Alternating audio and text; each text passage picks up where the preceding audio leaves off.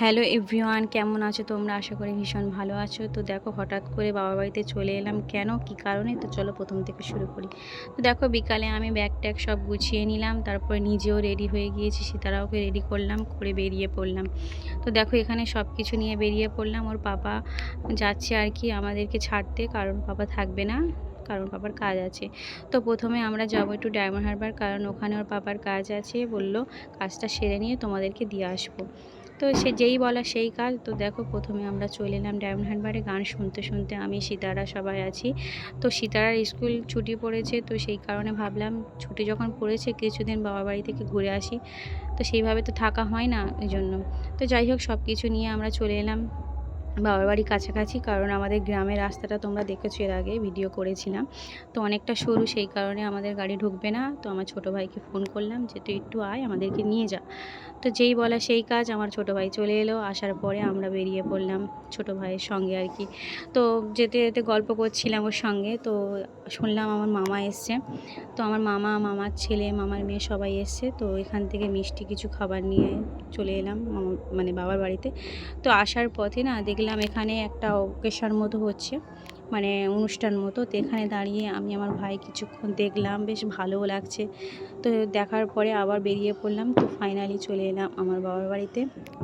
তো আসার পরে দেখছি আমার মামার মেয়ে ছুটে ছুটে আসছে।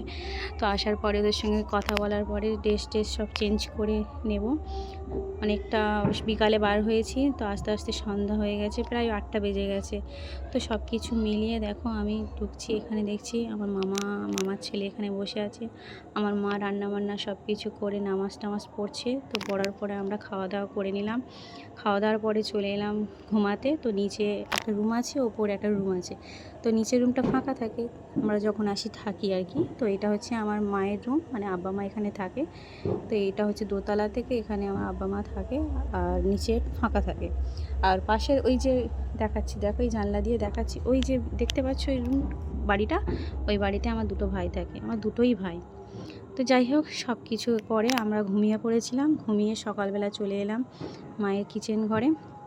তো এসে আমি প্রথমে চাটা বানাতে দিয়ে দিলাম, কারণ আমরা চা খাবো, চা দিয়ে শুরু করব। তো চা বানানোর পরে আমি সব কিছু নিয়ে বসে পড়লাম। এখানে বাটার টোস্ট আছে, আর এখানে চা, সব কিছু নিয়ে বসে পড়লাম। আমি, সীতারা, মামার মেয়ে সব কিছু নিয়ে বসে পড়ে খেয়ে নিলাম। তো খাওয়ার পর দেখছি আব্বা, এখানে আব্বার মামা মিলে মাছ ধরে নিয়ে এসছে। দেখো কতটা তাজা মাছগুলো, দেখে মনে হচ্ছে জ্যান্ত, এখনও লাফালাফি করছে। তো এই মাছগুলো সবাই মিলে বেছে কুটে রান্না করে নেব, কারণ আজকের আসবে আমার মাসি, মেজো মাসি, ছোটো মামি, ছোটো মামির মেয়ে, সবাই মিলে আসবে। তো এর আগের ছুটিতে আমরা গিয়েছিলাম ওখানে আমাদের বাড়িতে সবাই আর কি। তো এই ছুটিতে ওরা সবাই এখানে আসবে। তো ভীষণ আনন্দ করব, ভীষণ সবাই মিলে এনজয় করব। তো দেখো, এখানে রান্না বান্নার পরে আমি গোসল টোসল করে নিয়ে এখানে দাঁড়িয়ে আছি, ওয়েট করছি কখন আসবে। কারণ মামার মেয়ে, ছোটো মেয়েটা না আমি খুব ভালোবাসি, খুব মিস করছি। তো দেখো, এখানে সীতারা, আমার মামার মেয়ে সবাই গোসল টোসল করে দাঁড়িয়ে আছে, কখন আসবে শুধু অপেক্ষায় আছি।